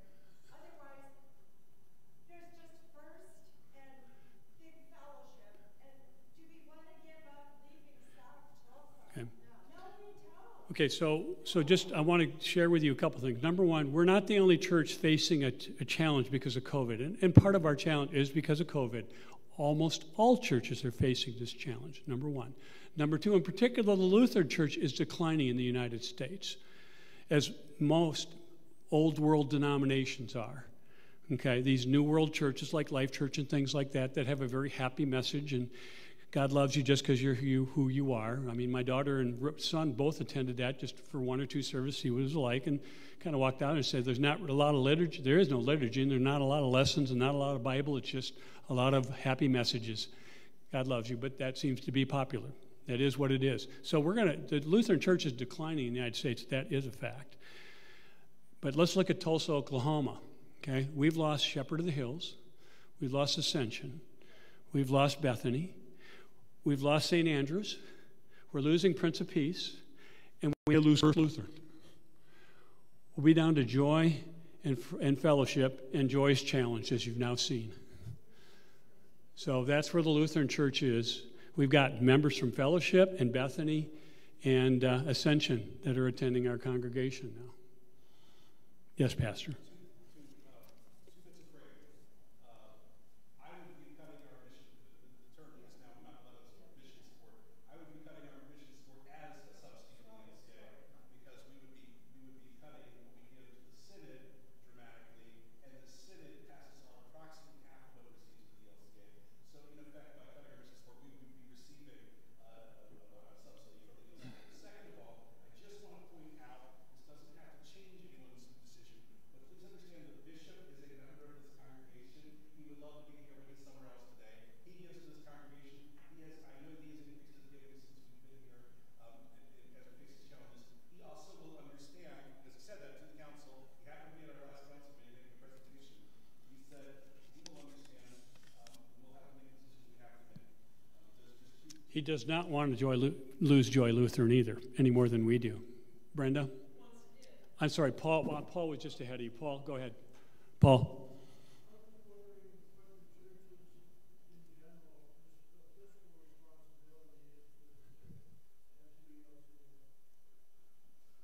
I didn't quite hear all that. There is no apportionment or a minimum percentage.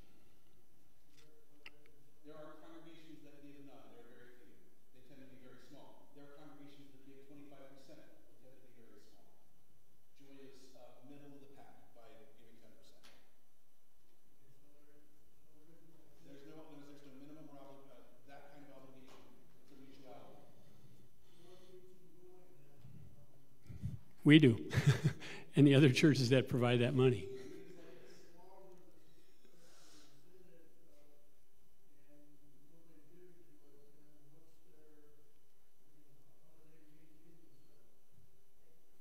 Well, for example, mission support from the ELCA church-wide organization since the ELCA formed in 1987 has dropped every single year, and slowly but surely they have cut floors out of their office building. There's now only one floor in Chicago. They cut. That's what they have to do. The money's not very expensive. Yes, Stephanie? Just to answer your question, having been in several synods growing up, it is, Arkansas Oklahoma Synod is a very small synod in comparison to the rest of the country, a lot of other synods. We can't do the ministry that a lot of other synods do because that benevolence is coming in from a lot of congregations. It's quite different. Just to give you some perspective, but just the way that, like my sister in Iowa, they have all kinds of cool things going on, right? They're up in more the Lutheran country, so, it's quite different. It's quite different. I mean, St. Paul is its own synod. It's got that many churches in the city of St. Paul. And their synod's a lot bigger than Arkansas, Oklahoma combined, the two states.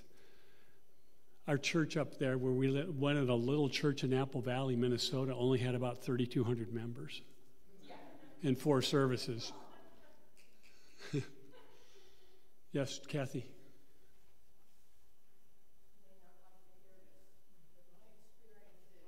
Stand up, Kathy, please. If you don't mind, so we can all hear you. We need to solve our financial problems amongst ourselves and not be thinking about, okay, we'll bring more people in. Because when that's your motivation for bringing the people in to meet your bills, they aren't coming. So if we want to save the church, we do it ourselves. And a successful church brings people in. Been there, done this. This is the group. This is it. You are the mainstay. You're the one rowing the boats. These two are helping lead it. But it's our church and their members, just like we are. There are spiritual leaders. There are physical providers on other events. That's what Jenny provides us as well. But it is our church, and it's our responsibility. It's nobody else is coming to our aid, other than who else we draw in here, who else we get out to help us out. We are it. And I think we can do it. I truly believe that. Bob, did you have something or not? No, okay, Ann? I just think that it all, I mean, one of the main components is a worship service with the pastor, with a meaningful message, and music is really important. We came back to church live at Easter because we were fully vaccinated, and for me that was wonderful. So I'm not saying I think those are part of the most important components, but we also want it to be a welcoming place when people come. So it's not, we need to not be inward, we need to be outward, and I'm encouraged, I'm on council, and so now we're doing this benevolence or this, stewardship thing, and that'll be important for everybody to step up and be a part of that, not let everybody else do it, but to be a part of it, and it will be an opportunity for us to go, and maybe not too pleasantly, to see some of the people who we're not seeing right now, who we don't know as part of us anymore. Oh, I think it'll be pleasant. I don't think it'll be unpleasant. Yes, Sarah? Can we vote on doing 2.5% of this? That's a potential proposal. Can we bring that up and vote on it so we can? That would be a substitute amendment. Okay. That would be the next move. Can we, I will motion for a substitute amendment of 2.5%. You seconded? Well, she proposed it. Okay, you seconded. Okay, so we have a proposal now to make it 2.5% rather than 5% or 10. Okay, let's discuss that now. We're now going to discuss the 2.5, and you can discuss that versus the 5, or the 10, or the 3.75. No, we're discussing right now. This is discussion. If nobody wants to discuss, then we'll call for a vote. But we have two. I guess we still have we don't have the first proposal. Okay. Okay, we're going to vote on substituting. So if you want the 5, don't vote for this one. If you want the 2.5, you're voting for that. But then you got to ultimately vote for the 5 or 10 if this one doesn't pass, if it does not pass. So we're voting on 2.5% on this proposal. Any other discussion? Seeing none, I'll call for a vote. So the proposal is now to go from 10% to 2.5% benevolence to our Senate, or as Pastor called it, mission support. So all in favor, say aye. All opposed, say nay. Okay, it is now at 2.5%. Proposal number 1 is part of our budget. Let's go to proposal number 2. Okay, as proposal number 2 is presented, do I have a first to accept it? Oh, you hadn't pulled it up, okay. Proposal number 2 is to freeze the salaries of all our staff people. Do I have a motion to accept it? Brenda. And then I have a second from Susan Humphrey or Carol Bird, whichever one you like better. Okay, so now discussion on freezing the salaries of the staff. Seeing no discussion, I guess I'll call for a vote. All in favor of freezing our salaries of our staff, that's all 4 people, state so by saying aye. Aye. All opposed, say nay. Okay, that one carries. So that's part of our budget now. Third proposal is Alice. So I need a motion to accept the proposal as presented, and then we'll discuss it and can be modified. Do I have a motion to accept the proposal?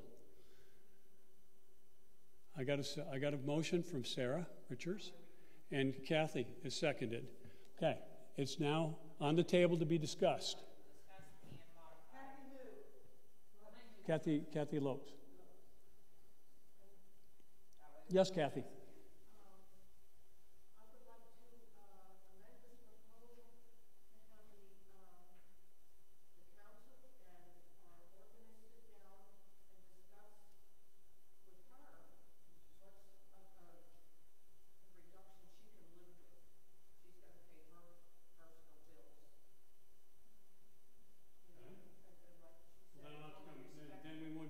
The budget today. No. Or I guess unless we'd have to amend it later. This meeting does not set people's pay. It sets a cap on people's pay. Council may pay someone less, but what you're proposing is that we have to negotiate with House.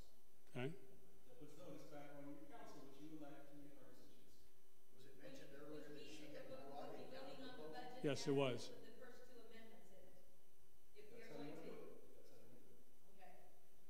Okay. Jamie? There was some mention earlier about a counter proposal. Yes, there was. Okay, would you like me to discuss that with you right now, what she proposed? Okay, she sent this to all the council members, and if I get it wrong, please correct me, council members. She suggested that she had two proposals. Proposal number one was that she has received $500 a year as continuing education. She believes that that's probably total about $5,000. She'd be willing to give that up. Okay, the way I interpret that, it's not $500 a year, but a total of $5,000. But that would be a one-time thing. But then we're only discussing her salary for this year. That was number one. In addition to that, she receives $600. Yes, Ann. So does that mean she's had been provided $500 a year? Absolutely, she has. It's part of her salary. And so that was accumulated? Yes. And is it in one of our funds? No, it's her money. She's received that in her salary. Yes. No. Well, then why is that even affecting her salary? Alice, I'm sorry. So tell me what we're discussing your first proposal you sent to council. So the first proposal had two elements to it. The first element, you said that you received $500 for continuing education. Pastor Nathan, is that with Pastor Nathan when he was here? It was always in a contract, which I used to have to sign one. And So it was part of your pay? no. It wasn't part of your pay. Educational, he said, save it up, because he said, then when you find the one that you want to go to, he said, no matter where it is, that's how he would go to Germany. I thought, what a good idea. So it's not my pay. Okay. It's continuing education, just like pastor has a continuing education fee. Okay. It's in the budget to be used, and if he uses it, that's great. If he doesn't use it, it's still sitting there. Yeah. John Cycle put continuing education in when I was first there. Okay. So Alice, the question is, though, you said that you were willing to give up the $5,000 that is accumulated, but is that for 1 year you would give up $5,000 off of your pay? Of your salary? No, I'm willing to give that 5,000 that's parked up over here, should be, unless it's gone somewhere, $5,000 that continually adds up, and I do it Is- for 10, 11 years. Is that anywhere in your budget? It wouldn't be in the budget, it would be in our accounts. And the only person Is it anywhere in the accrued accounts that Bob would have? You wouldn't know that for sure. Yeah, I'm not sure whether that's accrued account, but it may be. Okay. And then the second element was that you receive about $300 a month for choirs and I have been working on, not like you said, I have not worked on. But that's neither here nor there. I'm willing to not do the choirs. I received $300 a month when I said I would take over the choir. And so that's like a $3,600. That is part of my salary, which I would give that. okay, so that was proposal number one. Your second proposal is if we're insisting on doing this halving thing. I'm sorry? I said ignore the second one. I'm sorry, I can't hear you. I'd rather consider the first one. Oh, you're going to ignore the second one now? Okay. Okay.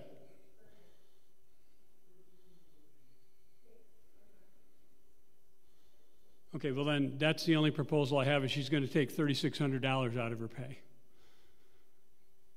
And she's willing to give up something that's buried in a budget, but it's not income to her. No, it's not. Well, I'm sorry? What? Be nice. I'm trying, Back saying just be nice. okay, but I don't believe it's income. Correct. Yeah. But typically, if that was something that was accumulating for her, it should have been moved annually to one of our designated funds. Correct. And I'm hoping I saw, like, this is on another thing, but I see in pastors, there's a sabbatical monies, and I'm hoping that that's been moved. I'm not seeing what's in those funds, but that money each year should be moved Okay. for when it needs to be used. Yeah, just. Okay. Yeah. I can't tell you whether the $5,000 or whatever the accrued amount is in that budget, whether it's in the allotted amounts that we've got. The designated funds, I believe, if I rough numbers, Michael, are about $130,000, and we have about $100,000 in the bank in the general fund. Right? But some of that is Joy Grows Here funds or not? Well, that's considered designated funds. Right, okay, So they're about equal now. okay. So if everyone called in their marker, we could cover it. But it would take all our cash. It would wipe out our cash then, for the most part. But we have not been specifically accruing that $500. We don't know that, Bill. We have dozens of designated funds, dozens of them, and this may be one of them. I don't know. We'll have to talk to Bob. Bob keeps track of the designated funds. Yes, Ann. So this other thing that Martha spoke to was the cakes and the music that she has purchased. I mean, if we have a budget line for that, whether the church is doing well financially, if you don't use the budget line, it's going to go away. So she should always be getting reimbursed for those music things up to her budget each year. I've never said she shouldn't. Yeah, I've never said she shouldn't. I'm saying, she said she hadn't been getting reimbursed for the church with that position. I'm saying, I'm just telling you, if you're in that position and there's a budget line for it, you should use that, not your own funds. Okay. As Martha pointed out, members often give out of their own funds. I'm not going to brag about a number for what I did, but I also gave out of my family's personal funds and kind of things, partly because there's a lot of the stuff that we came up with to do before we did the big live streaming system. There were lots of little expenses. The live streaming needed to happen. I made it happen. I'm not looking for recognition, but that is the way that churches do stuff. But I think it's good for you and others to encourage your staff to seek reimbursement. I have struggled to get different staff members to get reimbursement for different things. People want to be a part of this. They want to contribute. Stephanie. I think Bob told me at one point, when I was doing this kind of thing for education is at least turn it in and say you're donating it and put under there, hospitality or music or education so he knows that people are spending money out of their pockets for certain things that are ongoing. And so when they do the budget, he can say, this is happening, we need to kind of think about this. That's what Bob told me at one point. That's documented outside of the budget. Yeah. If you're going to donate, at least give yourself something, let him know. Kathy? It sounds to me like we need an audit of the records to find out where that money is sitting. Kathy, those are audited every year. We haven't done the audit for 2022-21. It's been delayed for about another month because of COVID. But Bob puts together an audit team and they review all those financial information. Bob knows those numbers. He's not here. Michael doesn't know all those numbers. He puts together the budget and runs the finance committee. But we all know they're there. But we just don't know what they all are. I don't see how we can reasonably make any decision about proposal 3 or any of the other suggestions. Okay. Okay. Well then, yes. So, God's word comes through the spoken word at the pulpit and music. How many of us go home and still hear that music in our head and hear the words that go with the music and its text to make us feel good? I think it's really important that we have a very outstanding music program here. Being in South Tulsa,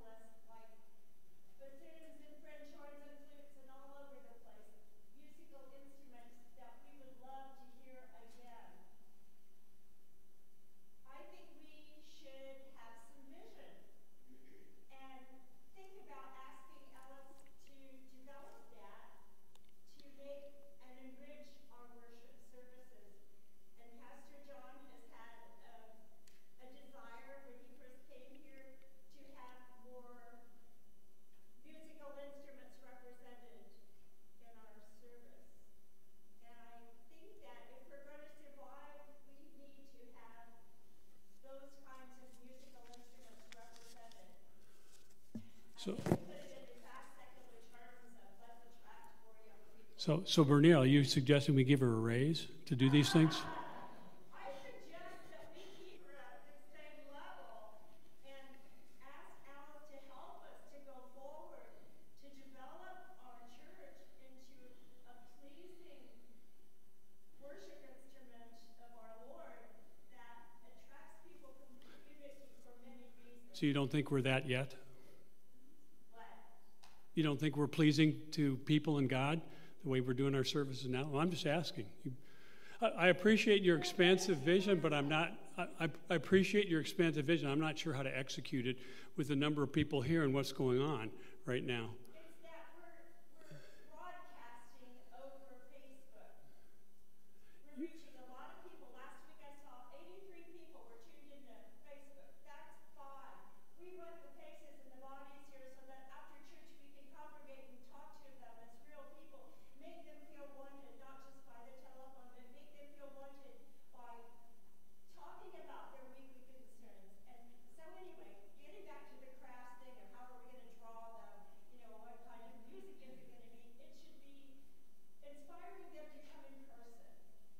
And I think Alice is a real strong second member of our ministry to inspire us and to help people want to be here in person. So that's just my thing.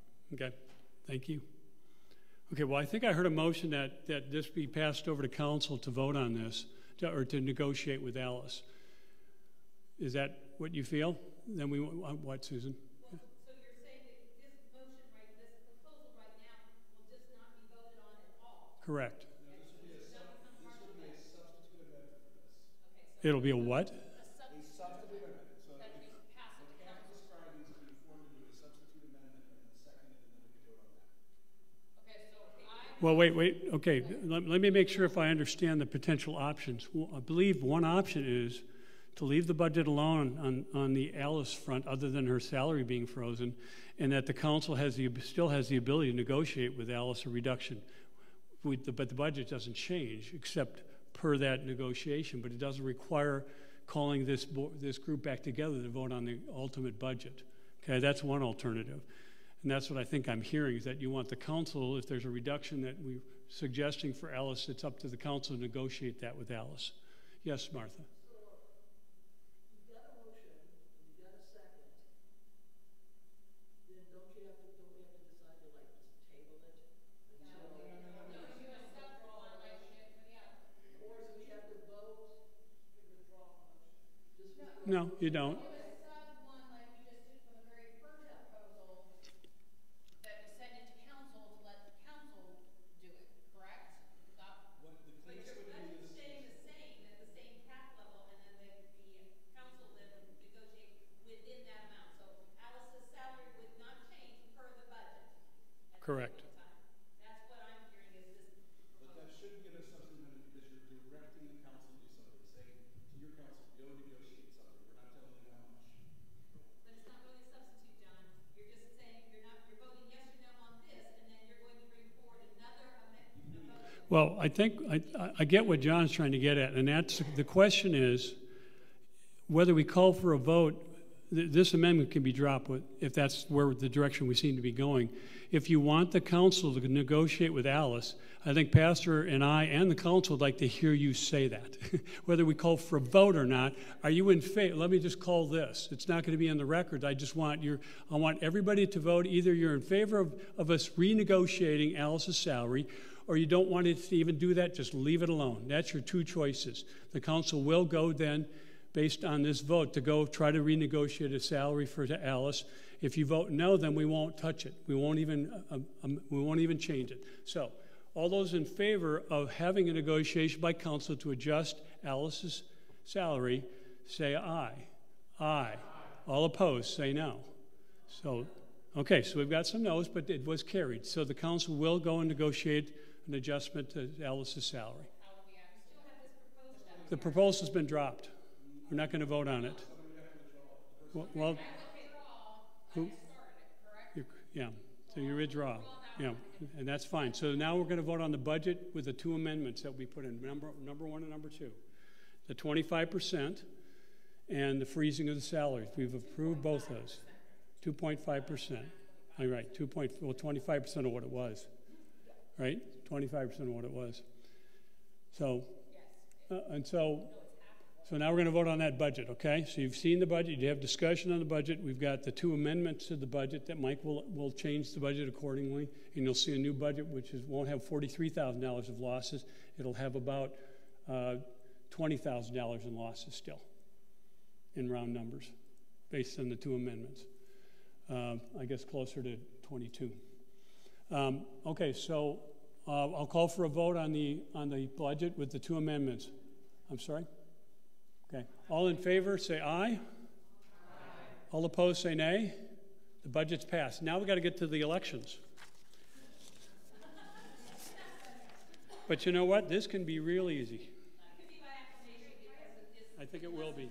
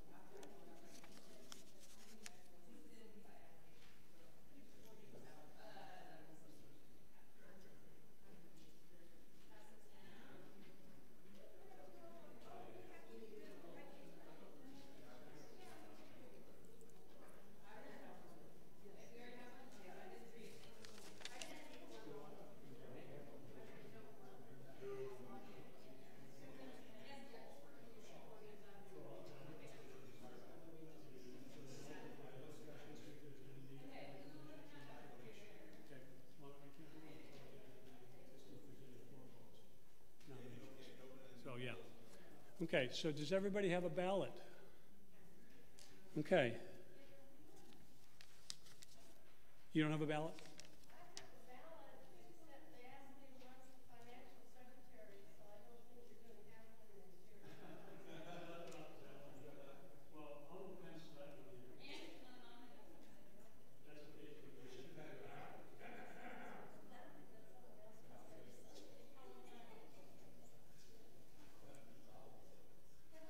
okay. Okay.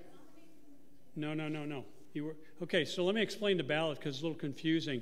The top of the ballot is the 2022 she wrote, but it's actually the 2021 nominating committee, which was Lynn Jacobson and Sarah Richards.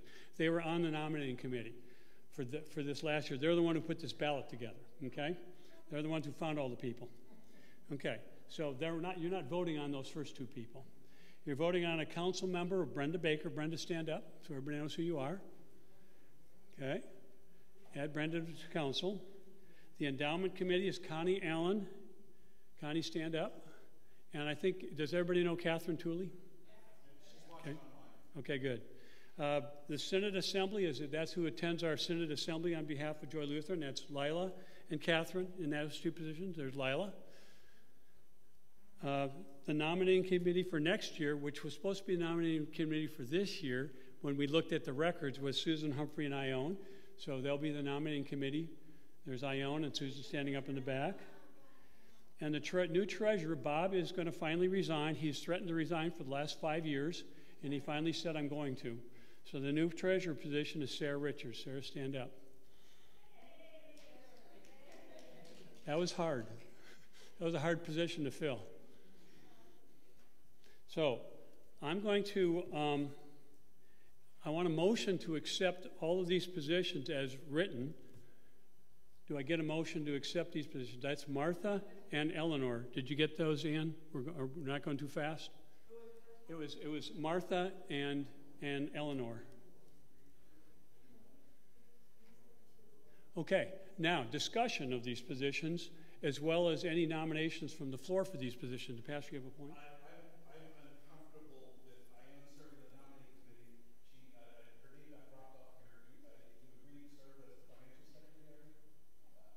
She should be on here as the financial secretary, and she should not be put in the position of self-nominating. We should not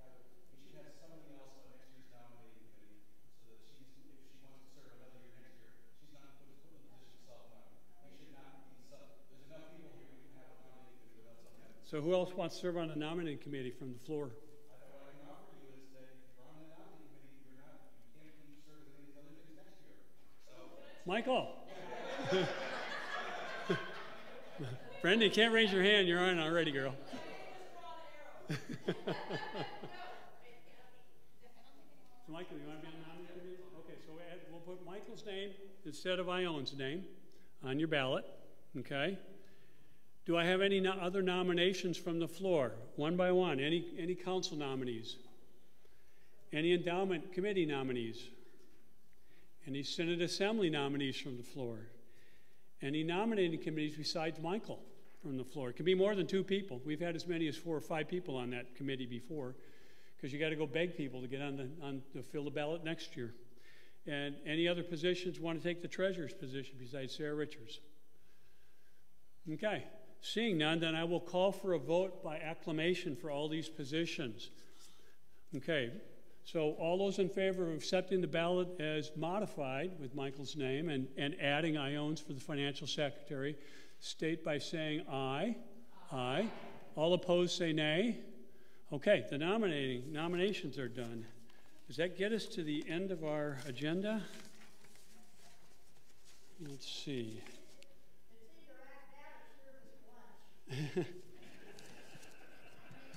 lunch. Okay, well, Pastor, you're going to end us in prayer then.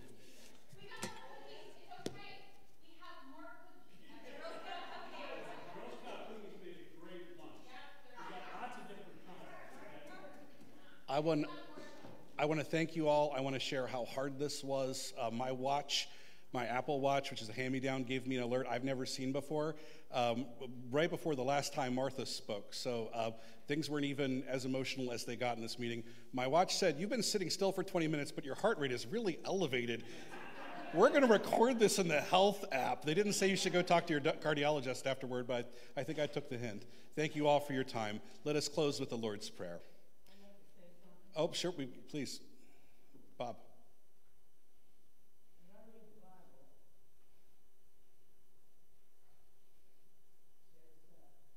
pray for what you need. It also says, believe that you receive what you pray for. I think we missed that. We'll keep that in mind as we pray for our daily bread, which includes all that our Lord provides us with. Let us pray.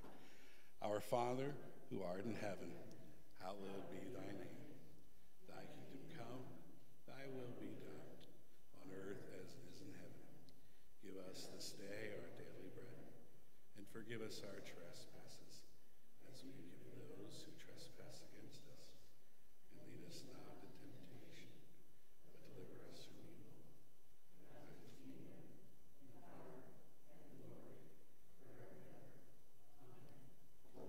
Okay, before we close the meeting, I just want to say, remember, we're all in this together. We're all pulling together. We all love Christ. We all love the Lutheran Church, and we all love joy. And God is with us. He has never left us.